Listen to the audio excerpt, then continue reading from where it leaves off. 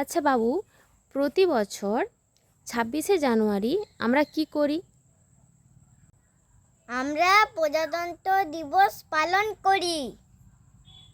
আচ্ছা, সেকেন্ড প্রশ্ন, আমাদের দেশের নিজস্ব সংবিধান বা নিয়মকানুন চালু হয়েছিল কবে? 1950 সালে 26শে জানুয়ারি। ভারতের সংবিধানের জনক কে?